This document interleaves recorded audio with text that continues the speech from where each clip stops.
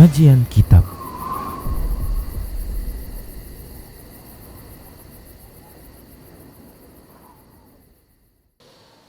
Wa na'udzu billahi min syururi anfusina wa min sayyiati a'malina. Man yahdihillahu fala mudilla lahu wa man yudlilhu fala hadiyalah. Wa asyhadu an la ilaha illallah wahdahu la syarika lah. Wa asyhadu anna Muhammadan 'abduhu wa rasuluhu sallallahu alaihi wasallam. Qala Allahu tabaraka wa ta'ala: Ya ayyuhalladzina amanu taqullaha haqqa tuqatih wa la tamutunna illa wa antum muslimun. Ya ayyuhan nasu taqu rabbakumul ladzi khalaqakum min nafsin wahidah wa khalaqa minha zawjaha wa bassa minhuma rijalan katsiran wa nisaa'a wattaqullaha alladzi tasaaluna bihi wal arham innallaha kana 'alaikum raqiba. Ya ayyuhalladzina amanu taqullaha wa qulu qawlan sadida yuslih lakum a'malakum wa yaghfir lakum dhunubakum wa may yuti'illaha wa rasulahu faqad faza fawzan 'azima amma ba'd. Fa inna asdaqal hadits kitabullah wa khairal huda huda Rasulillah sallallahu alaihi wasallam wa syarrul umuri muhdatsatuha wa kullu muhdatsatin bid'ah wa kullu bid'atin dhalalah wa kullu dhalalatin finnar. Para pemirsa Rosyad TV dan para pendengar Radio Medan Mengaji di mana saja Anda berada, rahimani wa rahimakumullah. Alhamdulillah, kita bersyukur kepada Allah atas semua nikmatnya. Selawat dan salam tak lupa kita ucapkan untuk nabinya Muhammad sallallahu alaihi wasallam. Para hamba Allah rahimani wa rahimakumullah, kita akan lanjutkan pembahasan kitab Minhajul Muslim dalam bab adab, dan kita melanjutkan pembahasan adab terhadap orang tua. Adab terhadap orang tua. Para hamba Allah rahimani wa rahimakumullah, Allah Subhanahu wa taala mengingatkan di beberapa ayat agar para hamba berbakti, beradab yang baik, berakhlak yang mulia kepada kedua orang tuanya. Allah Subhanahu wa taala berfirman di antaranya dalam surah Luqman ayat 14. Allah mengatakan, A'udzu billahi minasyaitonir rajim. Wa wassaynal insana biwalidayhi hamalathu ummuhu wahnan ala wahnin wa fisaluhu fi 'amaini an ishkur li wa liwalidayka ilayyal masir. Allah Subhanahu wa taala berfirman yang artinya, dan kami wasiatkan kepada manusia terhadap kedua orang tuanya, di mana dahulu ibunya pernah mengandungnya dalam kondisi lemah di atas kelemahan dan menyapihnya dalam kurun waktu 2 tahun. Kami wasiatkan agar bersyukur kepadaku dan berterima kasih kepada kedua orang tuamu. Ilayyal masir, kepadakulah tempat kembali itu. Baik para hamba Allah rahimani wa rahimakumullah, Allah Subhanahu wa taala wasiatkan kepada manusia dan ini adalah untuk seluruh manusia yang ia terlahir dari kedua orang tua, yang ia ada dengan sebab kedua orang tua, yang kedua orang tua menitipkan jasa besar kepadanya. Allah wasiatkan, ini menunjukkan begitu pentingnya hal ini, sampai-sampai yang memberikan wasiat itu adalah Allah Subhanahu wa taala, bukan sekadar manusia biasa.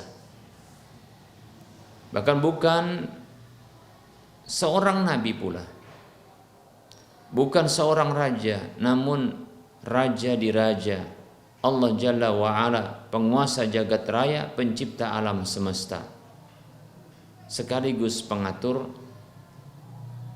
segala sesuatu yang ada. Baik para hamba Allah rahimani wa rahimakumullah, Allah wasiatkan kepada seluruh manusia yang memiliki orang tua agar dia bersyukur kepada Allah Subhanahu wa taala, itu yang pertama, kemudian bersyukur kepada kedua orang tua. Rahasianya seperti yang kita sampaikan pada pertemuan yang lalu, bahwasanya karena tidak ada seorang hamba melainkan ia diciptakan oleh Allah Subhanahu wa taala, dan itu lewat orang tua. Bahkan bukan hanya sekedar lewat orang tua, namun orang tua pula yang mengurusinya. Bahkan orang tua yang harus menanggung susah payahnya, orang tua yang harus menanggung deritanya, orang tua pula turut yang menanggung kesusahannya. Baik para hamba Allah rahimani wa rahimakumullah. Bahkan secara khusus di sini Allah Subhanahu wa taala mengingatkan tentang jasa salah satu dari orang tua yang paling banyak jasanya, yaitu ibunda. Di mana ia mengandung kita, mengandung anak manusia. Baik para hamba Allah rahimani wa rahimakumullah. Awal keberadaan kita di dalam rahimnya, ketahuilah itu sudah menyusahkannya, menyusahkan ibu kita. Wanita yang pernah mengandung, insya Allah ta'ala dia pernah merasakannya. Seorang suami yang mencintai istrinya pasti juga pernah menyaksikannya. Baik para hamba Allah rahimani wa rahimakumullah. Kesusahan di mana terjadi perubahan hormon pada dirinya, sehingga terkadang ia sulit makan, bahkan makanan kesukaannya. Bahkan sesuatu yang sudah dimakannya terkadang dimuntahkannya, entah kenapa. Bahkan aroma-aroma yang dahulu disukanya membuat ia pusing, dan tentunya itu merupakan sebuah derita. Baik para hamba Allah rahimani wa rahimakumullah. Terkadang aroma tubuh orang yang dicintainya, yaitu suaminya, ayah kita, itu menyiksanya. Padahal Masya Allah ia begitu cinta dengan suaminya, ayah kita. Baik para hamba Allah rahimani wa rahimakumullah. Ini awal keberadaan kita dalam rahim ibu kita. Itu sudah membuatnya susah. Itu sudah membuatnya menderita. Baik para hamba Allah rahimani wa rahimakumullah. Hari berganti hari, pekan berganti pekan, bulan berubah menjadi bulan berikutnya. Tahun hampir genap setahun. Maka ini hanya menambah beban. Maka ini akan menambah berat. Oleh karenanya Allah Subhanahu wa taala mengatakan hamalathu ummuhu wahnan ala wahnin. Ibunya mengandungnya, ibunya telah mengandungnya dalam kondisi lemah di atas kelemahan. Ibunda kita merasakan kelemahan yang sangat lemah.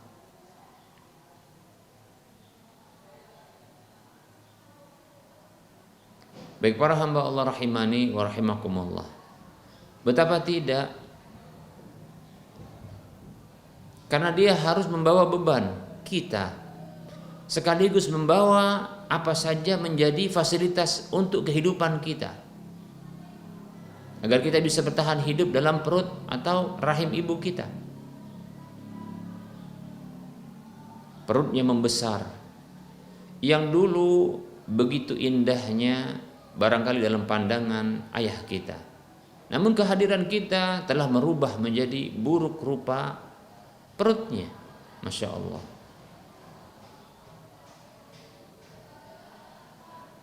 Baik para hamba Allah rahimani wa rahimakumullah. Sehari, 2 hari dan seterusnya Bertambah hari ini semakin menambah beban pula. Bertambah beban pula. Kita semakin berat. Ibu kita jalan pun lambat, ya. Sulit mau cepat-cepat. Baik para hamba Allah rahimani wa rahimakumullah. Dan itu semakin sakit mendekati hari kelahiran kita, itu sangat menyakitkan. Bahkan taruhannya adalah nyawa. Nyawa para hamba Allah rahimani wa rahimakumullah. Begitu kita lahir, maka rasa sakit yang mengiringi kelahiran kita pada diri ibu kita itu tidaklah berakhir dengan cepat.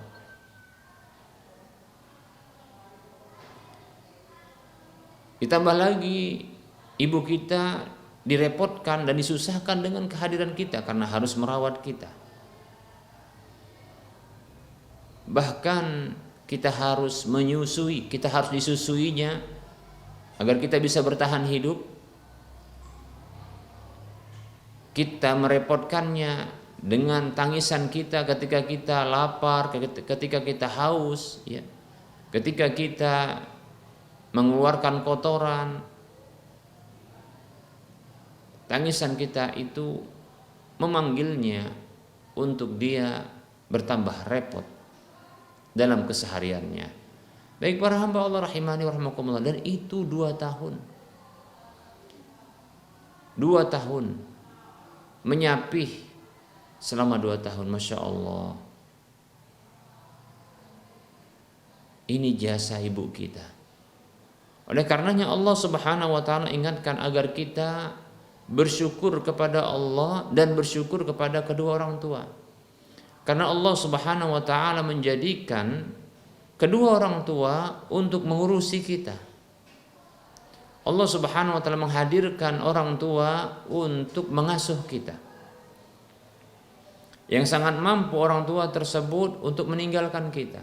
Namun luar biasa, dalam kondisi kesulitan, dalam kondisi kesusahan, dalam kondisi mendapatkan beban, dan itu tentunya menambah beratnya kehidupan, ya. Orang tua harus mengurusi kita, dan Allah jadikan dalam hati mereka begitu sayangnya mereka terhadap kita, anak yang dilahirkannya. Padahal jujur kita katakan, kita hanya menyusahkan, kita hanya merepotkan, kita hanya menambah penderitaan kita, anak. Tapi Allah subhanahu wa ta'ala menjadikan penyedap pandangan kedua orang tua kita dengan melihat kita. Masya Allah. Oleh karenanya kita harus bersyukur kepada Allah subhanahu wa ta'ala yang memberikan rezeki kepada kita, menghidupkan kita, memberi rezeki, menjamin rezeki kita, kedua orang tua kita, menghadirkan kedua orang tua kita untuk merawat dan mengasuh kita. Baik para hamba Allah rahimani wa rahimakumullah. Dan kita harus berterima kasih kepada kedua orang tua kita, karena mereka yang langsung Allah jadikan untuk berinteraksi dengan kita. Kebaikan-kebaikan mereka langsung kita merasakannya. Baik para hamba Allah rahimani wa rahimakumullah. Allah subhanahu wa ta'ala menutup ayat ini dengan mengatakan ilayyal masir, kepadakulah tempat kembali itu. Seolah-olah Allah subhanahu wa ta'ala mengancam setiap hamba manusia yang tak mau bersyukur kepada Allah dan kedua orang tua. Allah ancam, tempat kembali kalian itu adalah kepada Aku. Allah ancam bagi siapa saja yang durhaka kepada Allah dan durhaka kepada orang tua. Allah ancam, tempat kembali kalian itu kepada Aku. Allah zat yang maha keras siksanya. Allah subhanahu wa ta'ala yang mampu membalas setiap keburukan dengan keburukan yang serupa, tempat kembali kalian itu kepada aku. Na'udzubillahi min dzalik. Kita takut ya Allah Subhanahu wa taala menyiksa kita karena keburukan-keburukan, kejelekan-kejelekan yang kita lakukan. Baik para hamba Allah rahimani wa rahimakumullah. Oleh karenanya berbaktilah kita kepada kedua orang tua kita. Berbaktilah kita kepada kedua orang tua kita selagi mereka masih hidup. Jadikanlah mereka sebagai pintu yang mengarahkan, yang bila dibuka pintu itu pintu menuju surga. Baik para hamba Allah rahimani wa rahimakumullah. Apabila mereka telah wafat, ketahuilah, tidak terhenti bakti seorang anak kepada kedua orang tua setelah wafat mereka. Bahkan para hamba Allah rahimani wa rahimakumullah, bakti setelah wafatnya kedua orang tua itu lebih afdol, bisa jadi lebih afdol, lebih baik ketimbang bakti semasa mereka masih hidup. Apa sebabnya? Baik para hamba Allah rahimani wa rahimakumullah, bakti kepada kedua orang tua atau salah satu darinya setelah wafatnya mereka itu bakti yang ikhlas. Karena ketiadaan mereka, lalu kita berbakti kepada mereka, itu antara diri kita dengan Allah Subhanahu wa taala. Bakti yang tulus, bakti yang ikhlas. Adapun bakti kita kepada kedua orang tua kita atau salah satu darinya semasa mereka masih hidup, bisa jadi itu merupakan basa-basi. Bisa jadi itu merupakan bentuk rasa takut terhadap orang tua dari ancaman hukumannya. Bisa jadi bakti semasa orang tua masih hidup, bakti kita kepada orang tua kita semasa mereka masih hidup, itu bakti yang didorong oleh rasa takut kita untuk tidak mendapatkan harta warisan di waktu berikutnya. Atau bakti kita kepada kedua orang tua kita semasa mereka masih hidup, kita mengharapkan pujian dan sanjungan dari mereka, atau kita harapkan pujian orang-orang sekitar kita terhadap kita. Na'udzubillahi min dzalik. Ya. Ini bisa jadi faktor-faktor yang kita sebutkan tersebut, ini yang mendorong kita untuk berbakti kepada kedua orang tua kita semasa mereka masih hidup. Tapi bakti kita setelah mereka telah wafat, ini hanya antara kita dengan Allah Subhanahu wa taala. Bakti yang tulus, bakti yang ikhlas. Bakti kepada kedua orang tua kita setelah wafatnya mereka atau salah satu darinya, ini menjadi lebih afdol ketimbang bakti kita kepada kedua orang tua kita semasa mereka masih hidup. Itu disebabkan karena bakti semasa mereka masih hidup ini adalah bakti untuk memenuhi kebutuhan-kebutuhan yang bersifat dunia, bersifat materi belaka,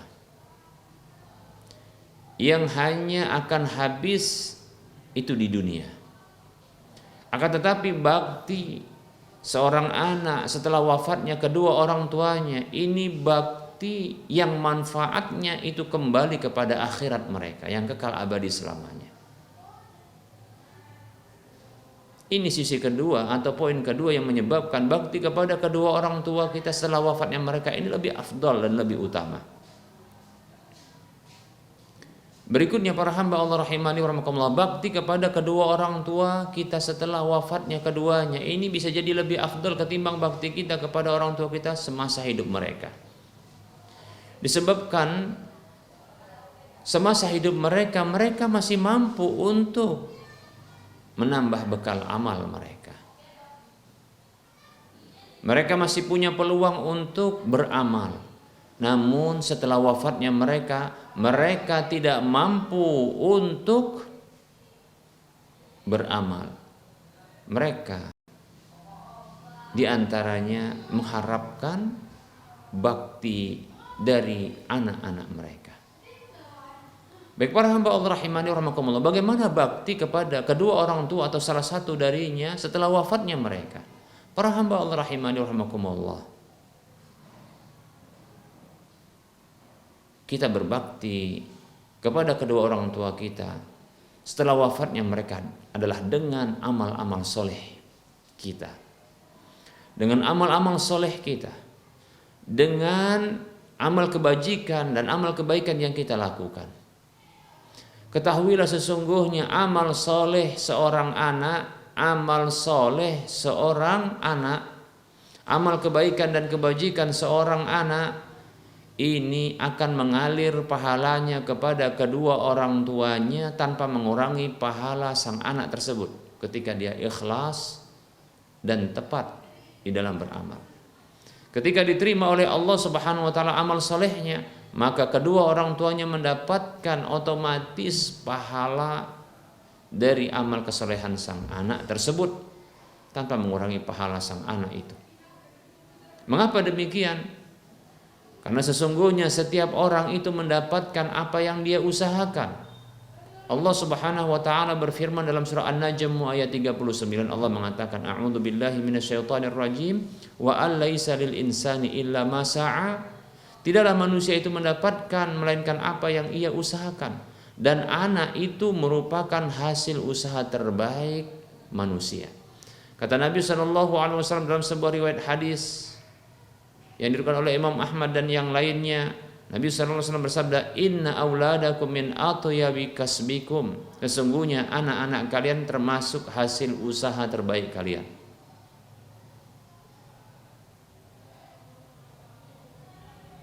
Nah, inilah rahasianya mengapa Nabi SAW bersabda dalam sebuah hadis yang diriwayatkan oleh Imam Muslim. Nabi SAW bersabda, Idza matal insanu inqata amaluhu illa min salasin. Apabila manusia itu wafat, mati, meninggal dunia, maka terputuslah amalnya kecuali dari 3 jalurnya. Min sadaqatin jariyatin. Yang pertama dari sedekah jariyah. Dari sedekah jariyah, yaitu sedekah yang bersifat permanen yang dimanfaatkan oleh manusia atau makhluk yang lainnya. Yang kedua, au ilmin yuntafa'u bihi, atau ilmu yang bermanfaat, yaitu ilmu yang semasa hidup orang tersebut diajarkan kemudian dimanfaatkan oleh manusia. Yang berikutnya yang ketiga, au waladin salihin yad'u lahu, atau anak yang memiliki kesolehan. Anak yang memiliki kesolehan, yaitu beramal soleh, yad'u lahu, yang mendoakan kebaikan untuknya. Baik para hamba Allah rahimani wa rahimakumullah, jadi anak yang berbuat kesolehan, anak yang beramal kesolehan, maka anak ini adalah aset bagi kedua orang tuanya. Anak ini akan mengalirkan pahala kepada orang tuanya yang tidak akan terputus ketika anak tersebut melakukan kesolehan. Yad'u lahu, yang punya sifat mendoakan kebaikan untuknya. Baik para hamba Allah rahimani wa rahimakumullah, maka berbaktilah kita kepada kedua orang tua kita setelah wafatnya mereka. Jangan berputus bakti itu, jangan terputus kebaikan itu untuk kedua orang tua. Bakti kepada kedua orang tua kita setelah wafat kita sangat bermanfaat, karena ini akan mengalirkan pahala kepada mereka. Betapa banyak barangkali seorang ibu dalam kesempitan liang kuburnya, betapa banyak seorang ayah yang sengsara dalam alam kuburnya, namun dia mendapatkan kebahagiaan, dia mendapatkan kelapangan, dia mendapatkan kebaikan-kebaikan yang mengalir kepadanya dengan amal soleh anak-anaknya.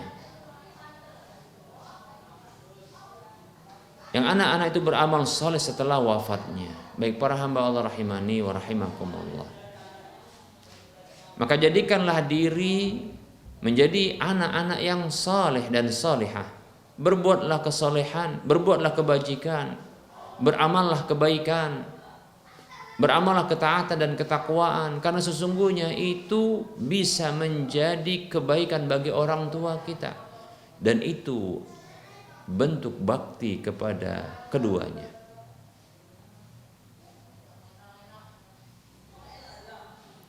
Ini adalah secara umum. Adapun secara khusus para hamba Allah rahimani wa rahimakumullah, maka kita bisa berbakti kepada kedua orang tua kita dengan mengirim pahala secara khusus.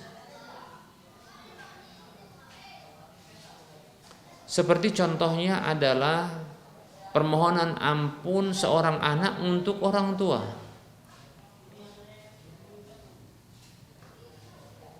Dalam sebuah hadis yang diriwayatkan oleh Imam Al-Bukhari dalam Adabul Mufrad, disahihkan oleh Syekh Al-Albani rahimahullahu taala, dari sahabat Abu Hurairah radhiyallahu anhu secara marfu' Rasulullah bersabda sallallahu alaihi wasallam, turfa'u lil maiti ba'da mautihi darajatuhu.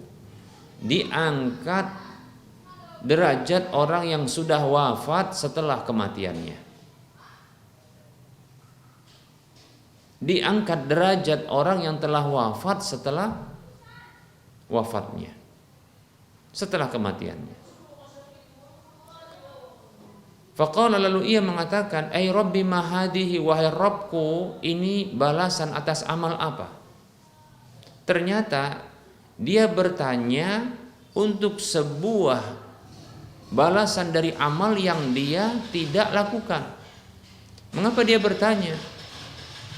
Karena itu adalah balasan dari amal yang dia tidak lakukan.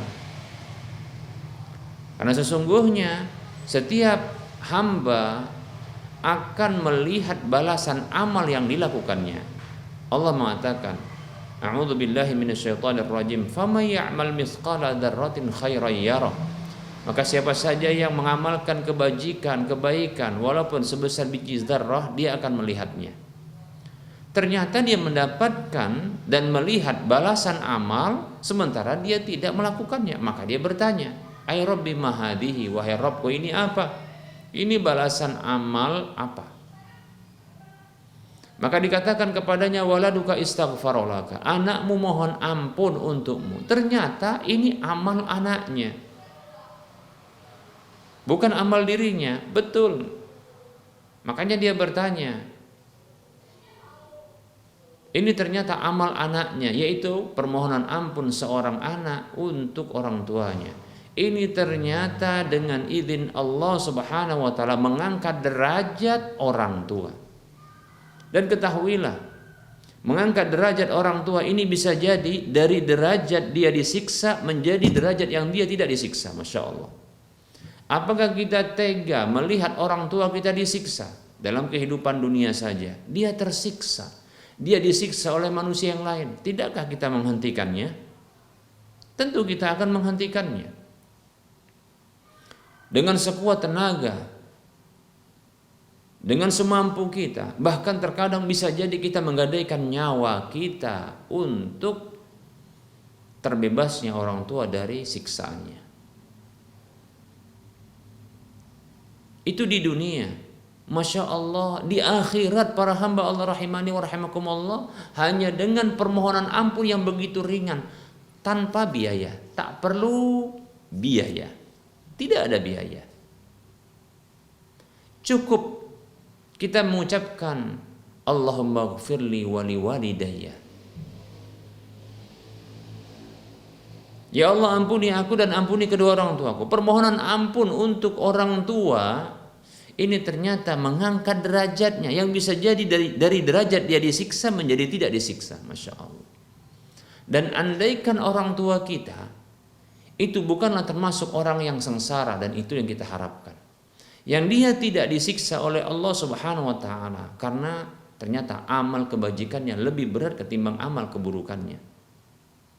Pahala-pahalanya lebih berat ketimbang dosa-dosanya, sehingga dia tidak disiksa.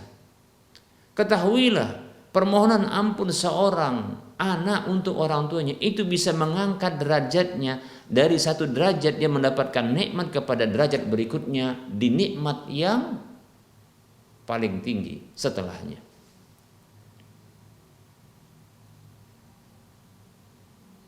Jadi tidak ada ruginya kita mohon ampun untuk orang tua kita. Yang bisa jadi itu menyelamatkannya dari siksanya. Dan itu bisa jadi menambah kenikmatan-kenikmatan, kebaikan-kebaikan dari nikmat-nikmat yang Allah sediakan untuknya. Para hamba Allah rahimani wa rahmakumullah. Tidakkah kita rindu kepada orang tua kita? Barangkali di antara kita ada yang rindu kepada orang tua kita, ingin berbuat baik, membalas jasa mereka. Hentikan tangisan Anda, hentikan kepiluan Anda dengan datang ke kuburannya, hanya sekedar menangis saja. Hentikan bertumpunya Anda kepada orang-orang lain yang Anda bayar mereka untuk mendoakan mereka. Tidak. Orang tua kita butuh kepada kita. Doa kita, permohonan ampun dari kita kepada Allah untuk kedua orang tua. Itu sungguh sangat bermanfaat bagi mereka. Bisa mengangkat derajatnya dari derajat dia disiksa, bisa jadi tidak disiksa. Atau dari sebuah derajat di mana dia mendapatkan satu kenikmatan, maka dinaikkan kepada kenikmatan yang lebih tinggi dari sebelumnya. Tidakkah kita ingin berbagi kebaikan kepada orang tua kita? Peluang kita saat ini. Bukankah kita ingin anak-anak kita juga berlaku seperti itu, mendoakan kita, memohonkan ampun untuk dosa-dosa kita? Maka kita buat saat ini juga. Kita ajari mereka dengan kita yang melakukan terlebih dahulu bagi orang tua kita. Berikutnya Anda bisa kirim pahala kepada orang tua.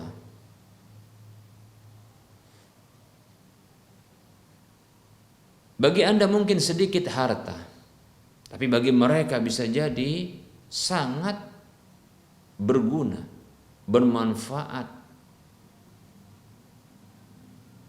di alam mereka, di alam barzakh. Baik para hamba Allah rahimani wa rahmakumullah, Ibnu Abbas radhiyallahu anhuma, beliau pernah menceritakan bahwasanya Sa'ad ibnu Ubadah radhiyallahu anhu itu begitu menyesal karena ketika orang tuanya, ibunya wafat, ia tidak ada di sisi ibunya. Maka Sa'ad ibnu Ubadah radhiyallahu anhu datang kepada Nabi sallallahu alaihi wasallam sembari menyatakan, "Ya Rasulullah, inna ummi tuwfiyat wa ana ghaibun anha." Wahai Rasulullah, sesungguhnya ibuku telah wafat sementara aku tidak ada di sisinya. Ayam fa'uha syai'un in tasaddaqtu bihi anha. Apakah bermanfaat untuknya bila aku bersedekah, menyedekahkan sesuatu yang dengannya aku tujukan untuknya pahalanya? Maka Rasulullah mengatakan sallallahu alaihi wasallam, "Na'am, ya, bermanfaat." Baik para hamba Allah, ini hadis-hadis riwayat Bukhari. Baik para hamba Allah, silahkan berbaktilah kepada kedua orang tua kita, berbakti kita kepada kedua orang tua kita. Bahkan setelah wafatnya mereka, itu sungguh sangat utama, itu sungguh sangat berguna, itu sungguh bisa jadi lebih afdal dari semasa hidup mereka. Mengapa? Karena mereka tak lagi bisa berpeluang untuk bisa beramal soleh setelah wafat mereka. Karena manfaat bakti setelah wafat mereka itu adalah untuk maslahat akhirat mereka.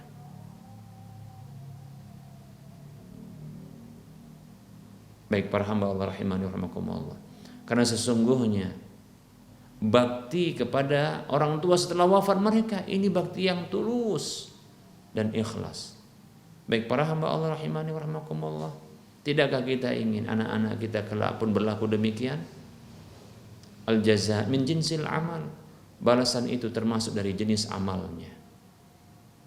Maka kita ajari anak-anak kita untuk berbakti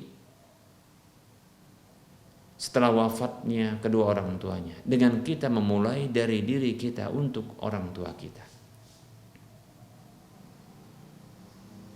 Jadikan kita sebagai anak-anak yang berbakti. Jadikan kita sebagai anak-anak yang soleh dan solehah. Jadikan kita sebagai teladan bagi anak-anak kita. Selamat untuk menjadi anak yang berbakti bagi kedua orang tua kita atau salah satu dari keduanya. Baik para hamba Allah rahimani wa rahimakumullah, kita cukupkan untuk penyampaian materi dan sekaligus ini sebagai penutup dari kajian kita. Kita tidak membuka sesi soal jawab karena waktu sholat duhur untuk wilayah Medan dan sekitarnya telah masuk. Maka kita cukupkan kajian kita ini, semoga bermanfaat. Mohon maaf atas segala kekurangan dan kesalahan.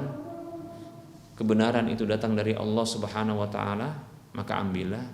Kesalahan dan kekurangan itu datang dari saya pribadi dan bisikan syaitan, maka tinggalkanlah. Seperti biasa, sebelum kita mengakhiri pertemuan ini, perjumpaan ini, kita berikan motivasi kepada saudara seiman, saudara seislam. Mari kita berdonasi, menyisihkan sebagian harta kita untuk membebaskan lahan yang nantinya di atas lahan tersebut akan dibangun Masjid Al-Muwahhidin untuk wilayah Medan dan sekitarnya. Kekurangan dana 3,5 miliar rupiah.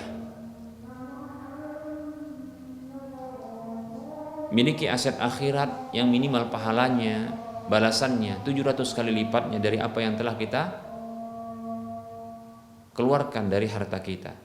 Salurkan infak dan sedekah Anda yang akan menjadi pahala jariah ke nomor rekening Bank Syariah Indonesia atau Bank Syariah Mandiri di nomor 7127485555. Saya ulangi, miliki aset akhirat dengan menyalurkan infak dan sedekah Anda ke nomor rekening Bank Syariah Indonesia atau Bank Syariah Mandiri di nomor 7127485555 atas nama Yayasan Lajnah Dakwah Medan, kode bank 451. Semoga Anda termotivasi dan semoga bermanfaat. Mohon maaf atas segala kesalahan dan kekurangan dan kekeliruan. Kita ketemu lagi di lain kesempatan. Wassallallahu ala Muhammad wa ala alihi wa ashabihi ajma'in. Subhanakallahumma wa bihamdika asyhadu an la ilaha illa anta astaghfiruka wa atubu ilaika walhamdulillahi rabbil alamin. Wassalamualaikum warahmatullahi wabarakatuh.